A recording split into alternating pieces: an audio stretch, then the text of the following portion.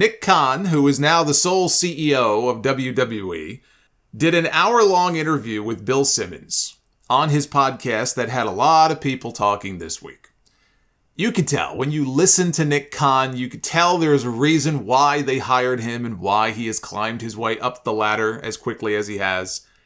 He talks a lot without actually saying too much. He was asked about the last few weeks, all the turmoil, and Vince's return, and this is what he had to say. My thought was that there's only one boss in the company, and that ain't me. I think it was always my point of view, Stephanie's point of view, that he would come back. The way he played it to me was smart, in that he went away for 5 or 6 months, which people, meaning the audience, seems to like when somebody does that, and he came back and took control back of his company as a company shareholder. So it's the public's company as a publicly traded company. But with that, the controlling share gave him a lot of authority, and he used it, and I applaud him for doing so. Amazing. He used the old wrestling analogy where the audience likes it when somebody goes away for a while, and then they can come back and get the big return pop. It's like one big angle to these people. This is like one big wrestling angle. When he was asked why Vince would return when there is a risk of hurting the company's image, he pointed out a similar situation regarding Ray Rice and the NFL, where people were asking NFL Commissioner Roger Goodell to step down. He said, well, no advertiser has fled, ratings are down, or ratings aren't down. The product seems to continue to build. Why would he resign? Why would he do that? He was referring to Goodell in that instance. He says, I think it's just a 3-mile radius of LA thing. Hey, step down and you have to sort of be punished for it. It didn't used to be that way. To me, WWE is Vince. Vince is WWE. And we are going to do the best we can to keep building the company. About Vince, he said, when he stepped down, anyone who believed that was permanent didn't know him. That was never going to happen, but I'm appreciative of the fact that he gave it 5 or 6 months, let the dust settle a little bit, and then came back in the way that he has come back. Mind you, the tweet is still up, where Vince posted at 77, time for me to retire. And yes, I know how these wrestling retirements typically go, but it's not usually the CEO of the company who says that. He didn't say time to take a vacation. He didn't say time to sail around the world, time to go on a yoga retreat. He said time to retire. To listen to Nick Khan, we're all idiots for thinking that it would ever be permanent. And there were plenty of people who did not think that it would be permanent, so maybe we are all a bunch of idiots. That might have been the most honest thing he said in this entire interview. But I love this ignoring of history. It's amazing.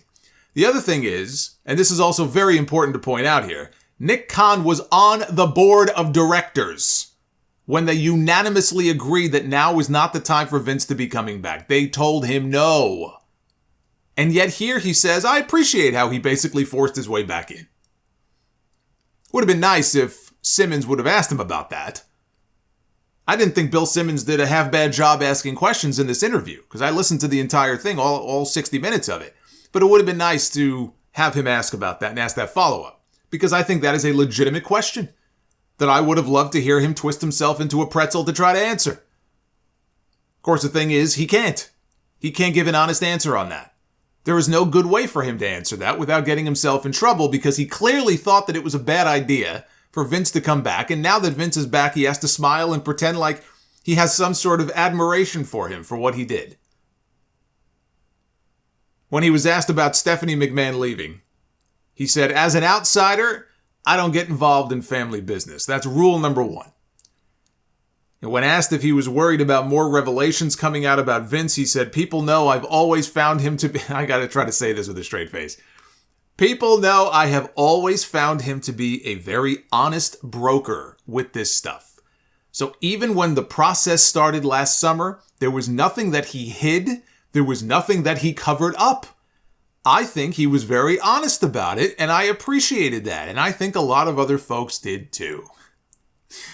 I so wish that we had video of this interview just to see how he was able to say all of that with a straight face.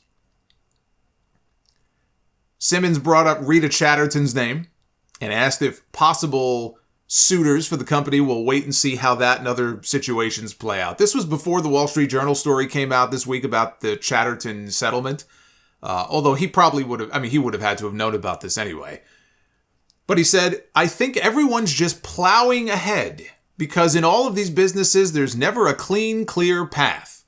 There's always some encumbrance, something in the way, some hurdle in the way that you have to get around or get through. So I see that like I would any other item like it.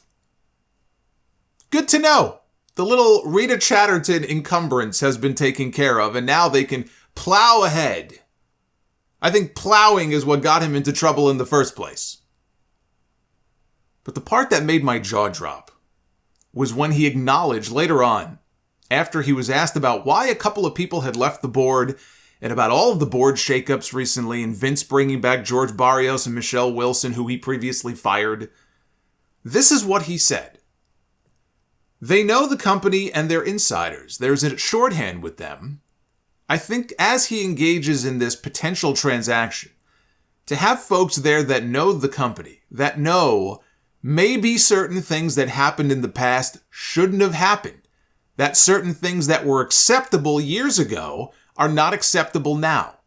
I believe that modern day rules should apply to the modern day. I don't think it should apply to the past. Wow. Yeah, I would say certain things happened that should not have happened, but to say that it was acceptable back then, and it may not be acceptable today, no, it was not acceptable back then either, Nick.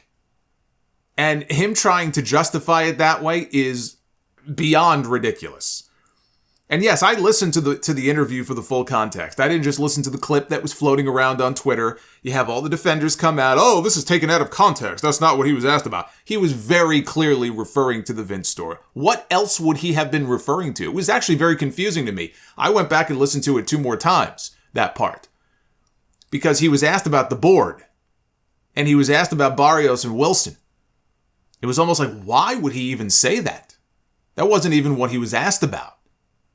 What else would he be referring to when he says that certain things that happened in the past should not have happened? And he just got done talking about the Vince stuff in this interview. What else would he be referring to? It was unbelievable, the people trying to defend this. So I'm going to cut that shit off right now. It was very clear to me what he was referring to. I would say it's unbelievable. But it really isn't. In the position that he is in, when you are trying to keep your job and not upset the apple cart, he's saying what he feels he has to say. Whether does he actually believe it? I don't know. I don't know the man, so I don't know. But what a terrible take from a guy who seems pretty savvy, and I was shocked that he said that. Simmons asked if Vince could hypothetically sell the company without the board's consent. Question, why even have a board if that's the case? If he has 81% of the voting, power, why even have a board? Nick Khan said the misconception was that the board were puppets for Vince all along. But he denied that. And he pointed out, look at what happened last summer.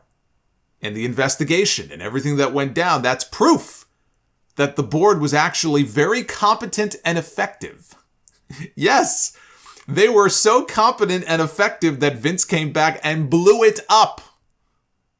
It was so competent that he kicked 3 people off and 2 others quit as a result. And now he no longer has to worry about any of that, which is what he always wanted. Tony Khan's name was also brought up. I got to make sure we don't get our Khans confused here. And when asked about him and if he felt threatened at all by him, this is what Nick Khan had to say. I've never met the kid. Tony Khan seems like a nice kid to me. I don't know him. Tony Khan, by the way, is 40 years old. Nick Khan is only 6 years older than him. But let's continue. I've met his dad, who I randomly sat next to at some sports business luncheon that Stephanie and I went to about 1.5 years ago. I thought the dad was as impressive as could be. I think there was a piece on him in the New York Times about 1 year or so prior to that. Self-made billionaire, I believe Pakistani immigrant. Could not be more impressed by him. He made his money in the auto parts industry, I believe, so he knows that business inside out. I don't believe he is involved in the wrestling side of the business. I'm talking about the storylines and such, outside of financing it. He has the pockets, and that's awesome, and I'm sure his kid appreciates it, but I was never threatened by that. but I don't feel threatened by anyone or anything. I don't care and then he made a comment about, I guess if somebody waved a rattlesnake in my face, I'd be intimidated. But otherwise, he says nothing bothers him. He goes, I don't care what anyone else is doing. I care what we're doing. And as long as we can have the best product with the best talent and the best writers, I think that we are going to be in good shape. I will say this, anyone can run a business at a loss as long as someone continues to finance it. And when asked if he was referring to AEW with that comment, he said, I don't know, I haven't seen their books. But it was pretty clear what he was talking about. Not only that, he must have called Tony Kid, or A Kid, not to be confused with Axiom in NXT. He must have called him Kid or A Kid at least 4 or 5 times in this interview, by my count. I haven't seen that much shade since I bought new curtains from my living room. He was very complimentary of Tony's father, but the disrespect for his son, you could hear it in his voice. And hey, fair play to Nick Khan. Tony Khan took some shots at him first when he called him a con man from Connecticut in a promo on Dynamite a couple of years ago. So Nick gave him a receipt. What's good for one is good for the other. I don't have an issue with Nick Khan taking shots at Tony Khan. He's a smart guy, this Nick Khan, which is why it is very surprising that he would say something as stupid as what he said about the Vince stuff when he made that comment.